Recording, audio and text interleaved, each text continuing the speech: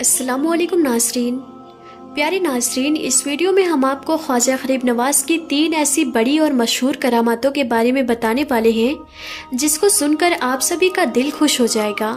इसलिए आज की ये वीडियो आप सभी के लिए बहुत ही ख़ास है, आप इसको आखिर तक ज़रूर देखें।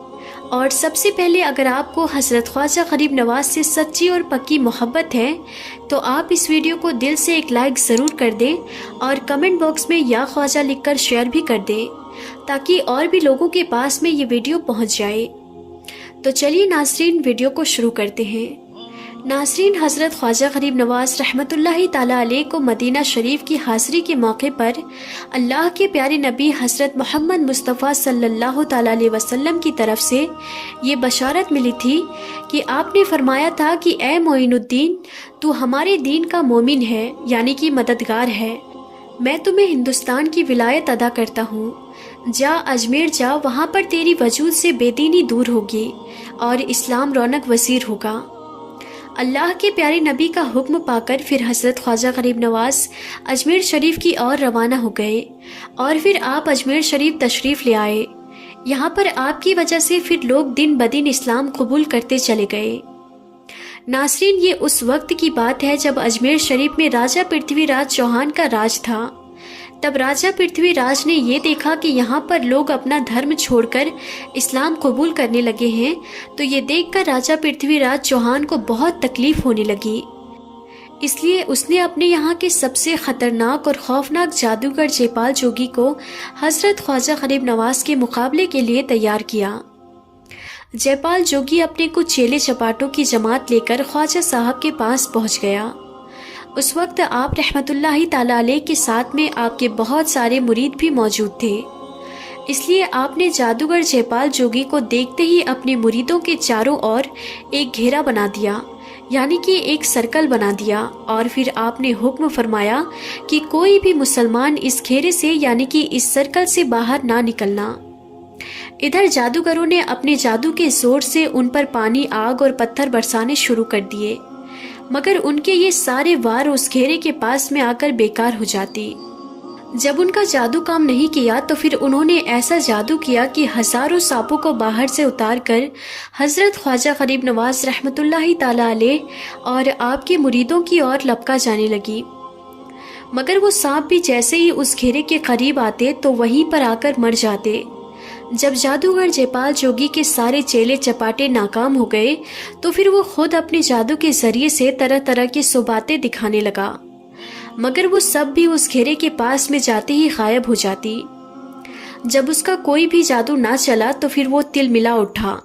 इसलिए फिर जादूगर जयपाल जोगी ने एक बहुत बड़ा पत्थर पहाड़ से आपकी तरफ लुढ़का दिया, मगर वो पत्थर भी उस घेरे के पास में आकर रुक गया। इस तरह से फिर उसका कोई भी जादू असर नहीं किया, तो वो पूरी तरह से बिखर गया और गुस्से से पेचोताब खाते हुए अपना मेरठ चला दिया, यानी कि हिरनी का चमड़ा उसने हवा में उछाल लिया और फिर कूदकर उस पर जा बैठा और उड़ता हुआ एकदम से बुलंद हो गया। ये देखकर वो सारे मुसलमान घबरा गए। अब ना जाने ऊपर से हमारे ऊपर क्या आफत आएगी। मगर इस पर भी हज़रत ख्वाजा गरीब नवाज़ रहमतुल्लाहि ताला अलैह मुस्कुरा रहे थे। आपने फिर फौरन ही अपने नालैन मुबारक को यानी कि अपने जूतों को इशारा किया। मौका पाते ही फिर वो बड़ी तेज़ी के साथ में उड़ते हुए जादूगर जयपाल जोगी की तरफ रवाना हो गए और देखते ही देखते वो उससे ऊपर पहुंच गए और उसके सर पर तड़ातड़ मारने लगे। इससे वो जादूगर नीचे की ओर गिरने लगा, यहाँ तक कि वो नाकाम होकर नीचे उतरा और जाकर सीधा ख्वाजा साहब के कदमों में गिर पड़ा और वहीं पर उसने कलमा पढ़ा और वो मुसलमान हो गया। उसके बाद हज़रत ख्वाजा गरीब नवाज़ रहमतुल्लाहि ताला अलैह ने उस जादूगर का इस्लामी नाम अब्दुल्ला रखा। फिर वो ख्वाजा साहब की नसर फैज़ से विलायत के आला मुकाम पर फैज़ हुआ और फिर वो अब्दुल्ला बेयाबानी के नाम से मशहूर हुआ। नाज़रीन, इसी तरह से जब हज़रत ख्वाजा गरीब नवाज़ रहमतुल्लाहि ताला अलैह अजमेर शरीफ तशरीफ़ लाए तो यहाँ पर सबसे पहले आप एक पीपल के दरख्त के नीचे तशरीफ़ फरमा हुए। हम आपको बता दें कि ये जगह उस वक्त राजा पृथ्वीराज चौहान के ऊँटों के बैठने के लिए थी, اس لیے آپ کو وہاں پر دیکھ کر راجا کے لوگ آپ پر روب جھاڑنے لگے، آپ کو برا بھلا کہنے لگے، اور یہی نہیں ان لوگوں نے آپ کو بڑی بے ادبی سے کہا، او بابا صاحب یہاں پر آپ کیا کر رہے ہو؟ یہاں سے آپ اٹھ جاؤ، یہ جگہ ہمارے راجا کے اونٹوں کی بیٹھنے کی ہے۔ تو یہ سن کر حضرت خواجہ غریب نواز رحمت اللہ تعالی علیہ نے فرمایا، اے لوگوں، اتنا بڑا میدان خالی ہے، تمہاری اونٹ تو کہیں پر بھی بیٹھ سکتی ہے، کیوں بے وجہ مسافروں کو تنگ کرتے ہو؟ لیکن وہ لوگ نہیں مانے اور آپ کے ساتھ بھی بے ادبی کرنے لگے۔ ناظرین، اب یہاں پر آپ حضرت خواجہ غریب نواز کی زبان کی تاثیر دیکھیے۔ جب وہ لوگ نہیں مانے تو آپ نے اپنا مسلح اٹھاتے ہوئے فرمایا کہ لو، ہم لوگ تو یہاں سے چلے جاتے ہیں، اب تو اس جگہ پر تمہاری اونٹ ہی بیٹھے گی۔ اتنا کہہ کر پھر آپ اپنے ساتھیوں کے ساتھ اٹھے اور وہاں سے چل دیے۔ پھر اگلی صبح جب اونٹوں کو چرانے کا وقت ہوا تو وہ چرواہے ان اونٹوں کو اٹھانے لگے تو انہیں معلوم چلا کہ یہ تو جگہ سے اٹھ ہی نہیں پا رہے۔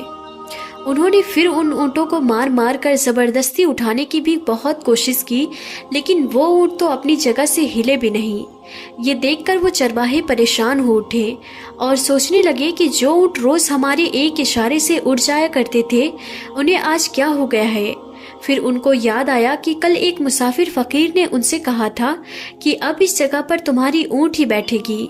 جب وہ اونٹ اپنی جگہ سے نہیں اٹھی تو یہ دیکھ کر وہاں پر دھیرے دھیرے لوگ جمع ہونے لگے۔ کوئی کہہ رہا تھا کہ وہ فقیر کوئی بہت بڑا جادوگر ہے، تو کوئی کہہ رہا تھا کہ وہ بھگوان کا کوئی نیا اوتار ہے۔ آخر کار پھر جب یہ بات راجہ پرتھوی راج چوہان تک پہنچی کہ ان کے اونٹوں پر کسی مسلمان فقیر نے جادو کر دیا ہے، تو یہ سن کر راجہ نے خواجہ صاحب کو ایک پیغام بھجوایا کہ تم کیسے فقیر ہو جو بے زبان کو باندھ دیا ہے؟ یہ بیچارے بھوک اور پیاس سے مر جائیں گے، اس لیے مہربانی کر کے آپ اپنا جادو واپس لے لو۔ یہ پیغام پا کر حضرت خواجہ غریب نواز نے فرمایا کہ ہم مسلمان ہیں اور ہم کسی کے لیے کبھی بھی کوئی بد دعا نہیں کرتے، اور نہ ہی ہم کبھی کسی پر کوئی جادو کرتے ہیں۔ پھر راجہ کے وہ لوگ ڈرتے ڈرتے حضرت خواجہ غریب نواز کی خدمت میں حاضر ہوئے اور اپنی گستاخی کے لیے معافی مانگنے لگے۔ یہ دیکھ کر پھر خواجہ صاحب نے فرمایا، اے لوگوں، جاؤ، جس کے حکم سے تمہاری اونٹ بیٹھے تھے اسی کے حکم سے واپس کھڑی ہو جائیں گے۔ یہ سن کر پھر ان چرواہوں نے اپنی اونٹ اٹھائے تو پہلی بار میں ہی سارے کے سارے اونٹ کھڑے ہو گئے۔ خواجہ صاحب کا یہ کرشمہ دیکھ کر سارے لوگ حیران اور پریشان ہو گئے۔ اب ان غیر مسلموں کی دلچسپی ان مسافروں میں ہونے لگی تھی۔ اب یہاں پر ہر روز 5 وقت کی اذان ہونے لگی اور یہاں پر نماز ادا کی جانے لگی۔ یہ دیکھ کر پھر کچھ لوگ راجہ پرتھوی راج چوہان کے پاس ان کی شکایت لے کر پہنچے۔ وہ لوگ کہنے لگے کہ راجہ صاحب، ہمارے یہاں پر جو فقیر آئے ہیں وہ سب کے سب مسلمان ہیں، وہ 5 وقت کی اذان دیتے ہیں اور پھر ہمارے پوتر تالاب پر آ کر اپنے ہاتھ منہ دھو کر اس کو گندا کرتے ہیں۔ ناظرین، ہم آپ کو بتا دیں کہ اس وقت اجمیر میں ایک بہت بڑا اور ایک بہت ہی عالی شان مندر ہوا کرتا تھا۔ وہ مندر صرف راجہ مہاراجاؤں اور ان کی رانیوں کی پوجا پاٹ کے لیے خاص بنایا گیا تھا۔ اسی مندر کے پاس میں ایک تالاب تھا جس کا نام آنا ساگر تھا۔ ہندو لوگ اس تالاب کے پانی کو بہت شبھ اور پوتر مانتے تھے۔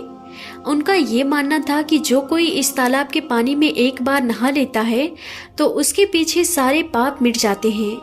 اس لیے وہ لوگ راجہ کے پاس پہنچے اور خواجہ صاحب کی شکایت کرنے لگے۔ وہ کہنے لگے کہ وہ مسلمان ہمارے پوتر تالاب کو گندا کرتے ہیں اور یہی نہیں، ہمارے دھرم کے خلاف بات بھی کرتے ہیں۔ وہ کہتے ہیں کہ یہ مورتیاں پوجنے کے قابل نہیں ہے، یہ تو محض ایک پتھر ہے، اس لیے ان کو یہاں سے اٹھا کر پھینک دیا جائے۔ ان لوگوں کی شکایت سن کر راجہ نے خواجہ صاحب کو پیغام بھجوایا کہ تم لوگ گوشت کھانے والے ہو، ہمارے پوتر تالاب کو ہاتھ منہ دھو کر گندا کر رہے ہو، اس کو ہم کبھی برداشت نہیں کریں گے، اس لیے اب تمہارے لیے یہی بہتر ہوگا کہ تم لوگ اب یہاں سے واپس چلے جاؤ۔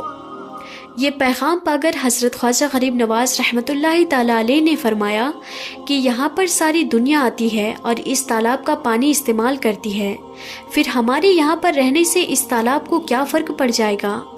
تو یہ سن کر راجہ کہنے لگا، اور باقی تو سب ہمارے دھرم کی ہے، لیکن تم لوگ دوسرے دھرم کے ہو، اس لیے اگر آپ لوگوں نے آئندہ ہمارے تالاب کو گندا کیا تو ہم آپ کے ساتھ میں سختی سے پیش آئیں گے۔